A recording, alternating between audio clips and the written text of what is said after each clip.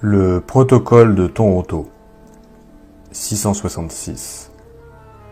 Fiction ou réalité, qui peut dire?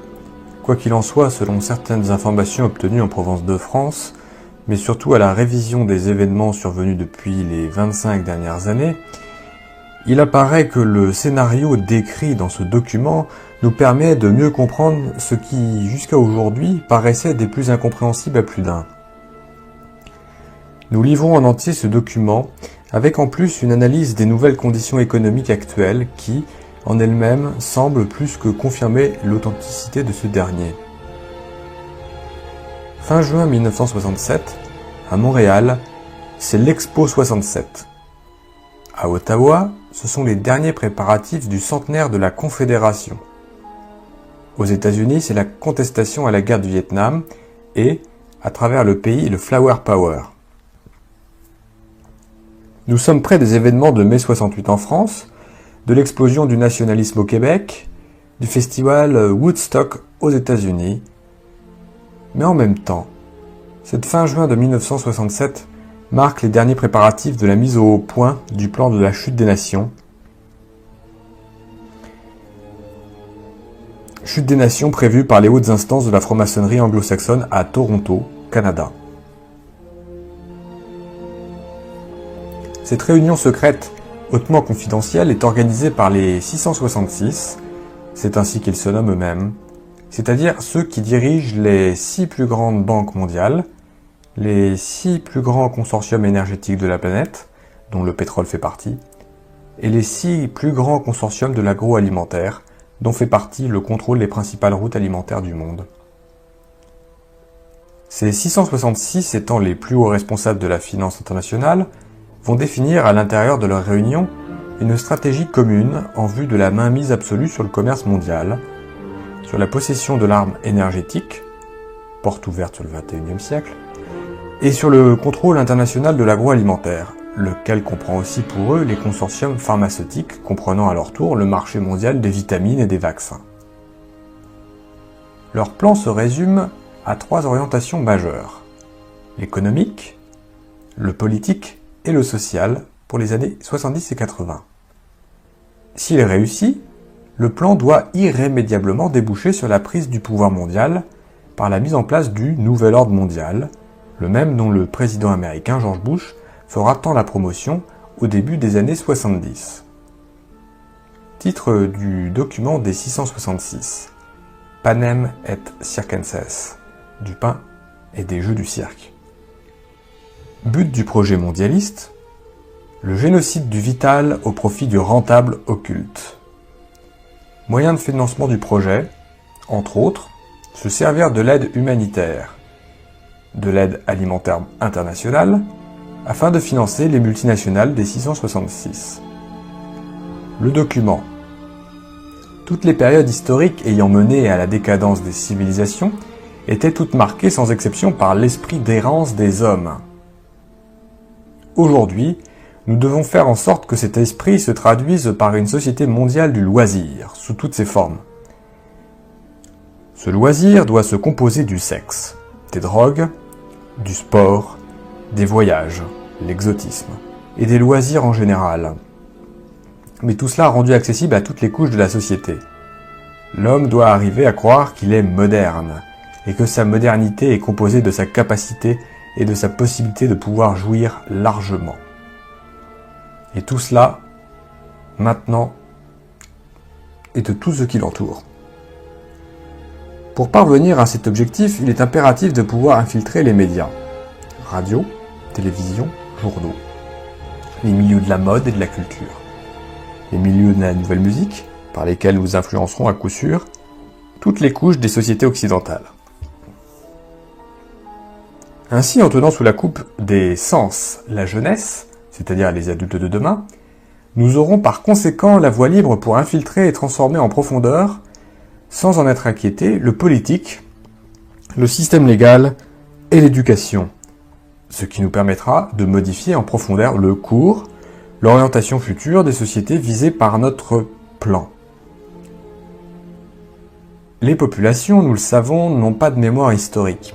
Ils répètent inlassablement les erreurs du passé sans se rendre compte que ces mêmes erreurs avaient conduit leurs pères avant eux aux mêmes déchéances qu'ils vivront en pire avant la fin de ce siècle. Voyez par exemple ce que leurs grands-pères ont vécu au début de ce siècle grâce au travail acharné de nos prédécesseurs. Après avoir connu sans limite la libération des mœurs, l'abolition de la morale, en d'autres mots l'errance de l'esprit, ils expérimentèrent la crise économique puis la guerre. Aujourd'hui, leurs petits-enfants et leurs enfants se dirigent droit vers un aboutissement semblable, pire encore, car cette fois-ci, il nous permettra enfin de mettre sur pied notre nouvel ordre mondial, sans qu'aucun d'entre eux ne soit à même de s'en rendre compte, trop préoccupés qu'ils seront tous à satisfaire exagérément leurs besoins sensuels les plus primaires. Une norme générale, plus qu'importante, et qui a déjà fait ses preuves au début de ce présent siècle dans la construction et la mise en place du système communiste, par exemple, par les regrettés hauts officiers de nos loges, est la rentabilité de l'exception. En principe, nous le savons, l'exception prouve la règle générale qui lui est contraire. Mais dans notre vocabulaire, l'exception, c'est ce qui doit être imposé à tous. Nous devons faire en sorte de faire des exceptions dans différentes sphères de la société, comme devant être de nouvelles règles, règles générales applicables à tous, un objectif premier de toutes les futures contestations sociales menées par la jeunesse des nations. Ainsi, l'exception deviendra le détonateur par lequel toute la société historique s'effondrera sur elle-même dans un essoufflement et une confusion sans précédent. Les fondements de la société occidentale, dans leur essence, proviennent en droite ligne de l'héritage chrétien. C'est précisément ce même héritage qui fit de la famille le nœud, la pierre angulaire de tout l'édifice social actuel. Nos prédécesseurs qui avaient financé les écrivains révolutionnaires de la fin du XIXe siècle et du début du XXe siècle avaient compris l'importance de fractionner, puis de faire éclater ce noyau vital s'ils voulaient, en Russie, parvenir à mettre en place le nouveau système communiste d'alors. Et c'est précisément ce qu'ils firent en faisant minutieusement produire par les philosophes et les écrivains non conformistes de l'époque un manifeste à la gloire de l'État-Dieu, celui-ci ayant la primauté absolue sur l'individu et sur la famille. Pour aboutir avec certitude à la construction d'un gouvernement mondial, un nouvel ordre mondial communautaire, où tous les individus sans exception seront soumis à l'état mondial de l'ordre nouveau. Nous devons en premier lieu faire disparaître la famille, ce qui entraînera du même coup la disparition des enseignements religieux ancestraux, et en deuxième lieu, niveler tous les individus en faisant disparaître les classes sociales, en particulier les classes moyennes. Mais nous devons procéder de manière à ce que tous ces changements apparaissent comme étant issus de la volonté populaire, qu'ils aient l'apparence de la démocratie. En se servant de cas isolés, mais en les amplifiant à l'extrême, avec l'aide de contestations étudiantes noyautées par nous, de journalistes favorables à notre cause et de politiciens achetés, nous parviendrons à faire mettre en place de nouveaux organismes ayant toutes les apparences de la modernité, tel un bureau de la protection de l'enfance protégé par une charte des droits et libertés. Pour la réussite de notre plan mondial, le plan rouge, il nous faut faire implanter dans toutes les sociétés occidentales des années 70 des bureaux pour la protection de l'enfance, dont les fonctionnaires, de jeunes intellectuels sans expérience, fraîchement sortis d'université où sont mis en évidence nos principes mondialistes, feront respecter à la lettre sans discernement la charte des droits de l'enfant. Qui osera s'opposer à cela sans en même temps être identifié aux barbaries du Moyen-Âge? Cette charte, laborieusement mise au point dans nos loges, nous permettra enfin de réduire à néant toute autorité parentale en faisant éclater la famille en individus farouchement opposés les uns aux autres pour la protection de leurs intérêts personnels. Elle encouragera les enfants à dénoncer des parents trop autoritaires parce que trop traditionnels, trop religieux. Elle contribuera ainsi à soumettre les parents à une psychose collective de la peur, ce qui provoquera inéluctablement, d'une manière générale dans la société, un relâchement de l'autorité parentale. Ainsi, nous aurons réussi, dans un premier temps, à produire une société semblable à celle de la Russie des années 50, où les enfants dénonçaient à l'État leurs parents, et cela sans que personne ne s'en aperçoive. En transférant ainsi à l'État le rôle parental, il nous sera plus facile par la suite de nous accaparer une par une de toutes les responsabilités qui avaient été jusqu'à date du ressort exclusif des parents. C'est ainsi que nous pourrons faire considérer par tous comme étant un abus contre l'enfant l'enseignement religieux traditionnel d'origine judéo-chrétienne. Dans un même temps, mais à un autre niveau, nous ferons inscrire dans les plus hautes lois des nations que toutes les religions, les cultes et les pratiques religieuses, de tout genre, y compris la sorcellerie et la magie, doivent toutes être respectées au même titre les unes que les autres. Ce sera par la suite d'une aisance déconcertante que de transférer ce rôle de l'État par rapport à l'enfant aux plus hautes instances internationales telles les Nations Unies. Comprenons bien ceci, notre but n'est pas de protéger les enfants ou qui que ce soit d'autre, mais bien de provoquer l'éclatement puis la chute des nations qui sont un obstacle majeur à la mise en place de notre nouvel ordre mondial. C'est la raison pour laquelle les bureaux de protection de l'enfance doivent être investis d'une autorité légale absolue. Ils doivent être en mesure, comme bon leur semblera, mais toujours sous le prétexte de la protection de l'enfant, de pouvoir retirer ces derniers de leurs milieux familiaux originels et les placer dans des milieux familiaux étrangers ou des centres gouvernementaux déjà acquis à nos principes mondialistes et à religieux. Par conséquent, sera ainsi achevée la brisure définitive de la cellule familiale occidentale. Car, sans la protection et la surveillance de leurs parents originaux, ces enfants pourront être ainsi définitivement handicapés dans leur développement psychologique et moral, et représentés par voie de conséquence naturelle des proies facilement adaptables à nos visées mondialistes. Pour la réussite assurée d'une telle entreprise, il est primordial que les fonctionnaires travaillant dans ces bureaux au service de l'État soient jeunes, sans expérience passée, imbus de théories que nous savons vides et sans efficacité, et surtout soient obsédés par l'esprit missionnaire de grands protecteurs de l'enfance menacée. Car pour eux, tous les parents doivent représenter des criminels en puissance, des dangers potentiels au bien-être de l'enfant ici considéré comme étant un dieu. Un bureau de la protection de l'enfance et une charte des droits de l'enfant n'ont aucune raison d'être sans enfants menacés. De plus, les exceptions et les exemples historiques utilisés pour leur mise en place finiraient tôt ou tard par disparaître s'ils n'étaient pas constamment alimentés par de nouveaux cas se produisant sur une base continue. En ce sens, nous devons infiltrer le système d'éducation des nations pour y faire disparaître, sous le couvercle de la modernité et de l'évolution, l'enseignement de la religion, de l'histoire, de la bienséance, tout en diluant en même temps, sous une avalanche d'expérimentations nouvelles dans le milieu de l'éducation, celui de la langue et des mathématiques. De cette manière, en enlevant aux jeunes générations toute base et toute frontière morale, toute connaissance du passé, donc toute fierté nationale, donc tout respect d'autrui, tout pouvoir par la connaissance du langage et des sciences, donc sur la réalité, nous contribuerons à fabriquer une jeunesse largement disposée à toutes les formes de délinquance. Dans ce nouvel univers morcelé par la peur, les parents et leur abandon de toute responsabilité face à leur enfant, nous aurons la voie libre pour former à notre manière et selon nos objectifs premiers, une jeunesse où l'arrogance, le mépris, l'humiliation d'autrui seront considérés comme étant les nouvelles bases de l'affirmation de soi et de la liberté. Mais nous savons, à même l'expérience du passé, qu'une jeunesse semblable est d'ores et déjà condamnée à son autodestruction, car celle-ci est foncièrement individualiste, donc anarchiste par définition. En ce sens, elle ne peut aucunement représenter une base solide pour la continuité de quelque société que ce soit, et encore moins une valeur sûre pour la prise en charge de ces vieillards. Dans la même foulée, il est aussi impératif de faire créer une charte des droits et libertés individuelles et des bureaux de protection du citoyen, en faisant miroiter aux masses que ces innovations font partie intégrante de la modernité, des sociétés nouvelles du XXe siècle.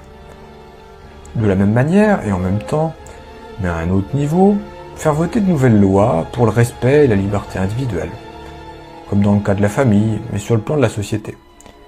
Ces lois entreront en conflit avec les droits de la collectivité, menant ainsi les sociétés visées droit à leur autodestruction. Car ici l'inversion est totale. Ce n'est plus la société, le droit de la majorité, qui doit être protégé contre des individus pouvant la menacer, mais bien plutôt le droit de l'individu qui se doit d'être protégé contre les menaces possibles de la majorité. Voilà le but que nous nous sommes fixés. Pour achever l'éclatement de la famille, du système d'éducation, donc de la société en général, il est primordial d'encourager la liberté sexuelle à tous les échelons de la société occidentale. Il faut réduire l'individu, donc les masses, à l'obsession de satisfaire leurs instincts primaires par tous les moyens possibles. Nous savons que cette étape représente le point culminant par lequel toute société finira par s'effondrer sur elle-même.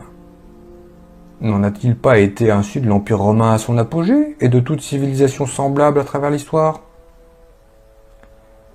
Par des hommes de science et des laboratoires financés par nos loges, nous avons réussi à faire mettre au point un procédé chimique qui révolutionnera toutes les sociétés occidentales et reléguera aux oubliettes pour toujours les principes moraux et religieux judéo-chrétiens. Ce procédé, sous forme de pilule, ouvrira la voie toute grande à la liberté sexuelle. Liberté sexuelle sans conséquence et poussera les femmes des nations à vouloir briser avec ce qui sera alors perçu comme étant le joug du passé. L'esclavage des femmes soumises à l'homme et à la famille traditionnelle. Jadis, centre et pivot de la cellule familiale, la femme moderne, maintenant en tant qu'individu indépendant, voudra briser avec son rôle traditionnel, se détacher de la famille et mener sa vie selon ses propres aspirations personnelles.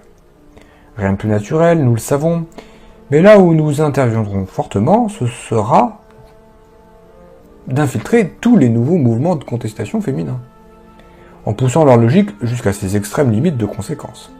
Et ces limites se trouvent déjà inscrites dans l'éclatement définitif de la famille traditionnelle et de la société judéo-chrétienne. Cette libération sexuelle sera le moyen ultime par lequel il nous sera possible de faire disparaître de la conscience populaire toute référence au bien et au mal. L'effondrement de cette barrière religieuse et morale nous permettra d'achever le processus de la fausse libération de l'homme de son passé, mais qui, en réalité, est une forme d'esclavage, qui sera profitable à nos plans mondialistes. Cette porte ouverte pour l'encouragement à la liberté sexuelle, au divorce, à l'avortement sur demande, à la reconnaissance légale des diverses formes d'homosexualité, nous aidera à modifier en profondeur les bases historiques du droit légal des sociétés. Elle sera un atout majeur pour pousser l'ensemble des individus à un relâchement général des mœurs, pour diviser les individus les uns par rapport aux autres, selon leurs instincts et leurs intérêts propres, pour détruire l'avenir de la jeunesse en la poussant aux expériences néfastes de la sexualité active et de l'avortement, et pour briser moralement les générations futures en les poussant à l'alcoolisme, aux drogues diverses, dont nos officiers supérieurs des loges internationales se chargeront d'en prendre le contrôle au niveau mondial, et au suicide, celui-ci considéré par une jeunesse désabusée et abandonnée à elle-même comme étant une fin chevaleresque. Décevons la jeunesse des nations en lui montrant ses parents comme étant irresponsables, irreligieux, immoraux, ne cherchant en définitive que le plaisir, l'évasion et la satisfaction effrénée de leurs instincts au profit du mensonge, de l'hypocrisie et de la trahison. Faisons du divorce et de l'avortement une nouvelle coutume sociale acceptée par tous. Poussons-la ainsi à la criminalité sous toutes ses formes et à se réfugier en groupes distincts hors d'atteinte du milieu familial qu'elle percevra inévitablement comme étant une menace pour sa propre survie. Le tissu social étant ainsi bouleversé à jamais, il nous sera dès lors possible d'agir sur le politique et l'économique des nations afin de les soumettre à notre merci, pour en venir à accepter de force nos plans d'un nouvel ordre mondial. Car, il faut bien se l'avouer, les nations, dépourvues qu'elles seront alors de pouvoir compter sur une jeunesse forte, sur une société où les individus regroupés autour d'un idéal commun, renforcés par des remparts moraux indéfectibles, auraient pu lui apporter son soutien historique, ne pourront qu'abdiquer à notre volonté mondiale. Ainsi pourrons-nous alors inaugurer ce qui fut tant annoncé par nos créations passées. à savoir le système communiste qui prophétisait une révolution mondiale mise en branle par tous les rejetés de la Terre, puis le nazisme par lequel nous avions annoncé un nouvel ordre mondial pour 1000 ans. Voilà notre but ultime, le travail récompensé de tous les malheureux morts, au labeur pour son accomplissement depuis des siècles, disons-le haut et fort, tous les frères des loges passées, morts dans l'anonymat pour la réalisation de cet idéal qui nous est maintenant possible de toucher du bout des doigts. Il est bien reconnu par tous que l'homme, une fois après avoir assuré ses besoins primaires, nourriture, habillement et gîte, est beaucoup plus enclin à être moins vigilant. Permettons-lui d'endormir sa conscience tout en orientant à notre guise de son esprit, en lui créant de pures pièces des conditions économiques favorables. Donc, pendant cette période des années 70 où nos agents s'infiltreront partout dans les différentes sphères de la société pour faire accepter nos nouvelles formes de normes dans l'éducation, le droit légal, le social et le politique, nous verrons à répandre autour de lui un climat économique de confiance, du travail pour tous, l'ouverture du crédit pour tous, des loisirs pour tous, seront nos tandems pour la création illusoire d'une nouvelle classe sociale. Nouvelle classe sociale que nous nommerons la classe moyenne. Car une fois nos objectifs atteints, cette classe du milieu, située entre les pauvres séculaires et nous les riches, nous la ferons disparaître en lui coupant définitivement tout moyen de survie. En ce sens, nous ferons des États-nations, les nouveaux parents des individus, à travers ce climat de confiance où nos agents internationaux auront fait le nécessaire pour écarter tout spectre de guerre mondiale, nous encouragerons la centralisation à outrance pour l'État. De cette manière, les individus pourront acquérir l'impression d'une liberté totale à explorer, pendant que le fardeau légendaire des responsabilités personnelles sera transféré à l'État. C'est ainsi qu'il nous sera possible de faire augmenter d'une manière vertigineuse le fardeau de l'État, en multipliant sans limite aucune la masse des fonctionnaires intellectuels. Assurés pour des années à l'avance d'une sécurité matérielle, ceux-ci seront par conséquent de parfaits exécutants du pouvoir gouvernemental, en d'autres termes, de notre pouvoir. Créer ainsi une masse impressionnante de fonctionnaires qui à elle seule formera un gouvernement dans le gouvernement, quel que soit le parti politique qui sera alors au pouvoir. Cette machine anonyme pourra nous servir un jour de levier lorsque le moment sera venu pour accélérer l'effondrement économique des États-nations, car ceux-ci ne pourront pas indéfiniment supporter une telle masse salariale sans devoir s'endetter au-delà de leurs moyens. D'un autre côté, cette même machine qui donnera une image froide et insensible de l'appareil gouvernemental, cette machine complexe et combien inutile dans beaucoup de ses fonctions, nous servira de paravent et de protection contre les populations. Car qui osera s'aventurer à travers les dédales d'un tel labyrinthe en vue de faire valoir ses doléances personnelles? Toujours pendant cette période d'étourdissement général, nous en profiterons aussi pour acheter ou éliminer selon les nécessités du moment tous les dirigeants d'entreprises, les responsables des grands organismes d'État, les centres de recherche scientifique dont l'action et l'efficacité risqueraient de donner trop de pouvoir aux États-nations. Il ne faut absolument pas que l'État devienne une force indépendante en elle-même qui risquerait de nous échapper et de mettre en danger nos plans ancestraux. Nous veillerons aussi à avoir une mainmise absolue sur toutes les structures supranationales des nations. Ces organismes internationaux doivent être placés sous notre juridiction absolue. Dans le même sens, et pour garantir la rentabilité de notre influence auprès des populations, nous devrons contrôler tous les médias d'information. Nos banques verront donc à ne financer que ceux qui nous sont favorables, tandis qu'elles superviseront la fermeture des plus récalcitrants. Cela devrait en principe passer presque inaperçu dans la population. Elles seront tellement absorbées par leur besoin de faire plus d'argent et de se divertir. Nous devrons nous occuper à finaliser dès maintenant la phase de dérégionalisation des régions rurales amorcée au début de la crise économique de 29. Surpeupler les villes était notre tandem de la révolution industrielle. Les propriétaires ruraux, par leur indépendance économique, leur capacité à produire à la base de l'alimentation des États, sont une menace pour nous. Et une menace pour nos plans futurs. Entassés dans les villes, ils seront plus dépendants de nos industries pour survivre. nous ne pouvons nous permettre l'existence de groupes indépendants de notre pouvoir. Donc, éliminons les propriétaires terriens, en faisant d'eux des esclaves obéissants des industries étant sous notre contrôle. Quant aux autres, permettons-leur de s'organiser en coopératives agricoles que nos agents infiltreront pour mieux les orienter selon nos priorités futures. À travers l'État, attachons-nous à bien mettre en évidence le respect obligatoire de la diversité des cultures, des peuples, des religions, des ethnies, qui sont autant de moyens, pour nous, pour faire passer la liberté individuelle avant la notion d'unité nationale, ce qui nous permettra de mieux diviser les populations des États-nations et ainsi les affaiblir dans leur autorité et dans leur capacité de manœuvrer. Poussé à ses extrêmes limites, mais sur le plan international, ce concept dans le futur poussera les ethnies des différentes nations à se regrouper pour revendiquer et individuellement chacune leur propre part du pouvoir, ce qui achèvera de ruiner les nations et de les faire éclater dans des guerres interminables.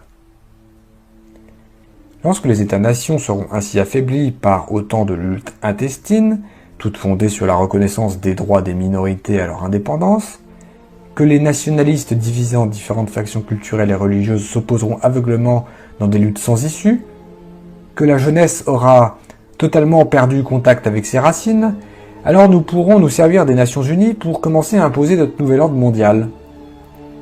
D'ailleurs, à ce stade-là, les idéaux humanitaires, sociaux et historiques des États-nations auront depuis longtemps éclaté sous la pression des divisions intérieures. Fin du document des 666, daté de fin juin 1967.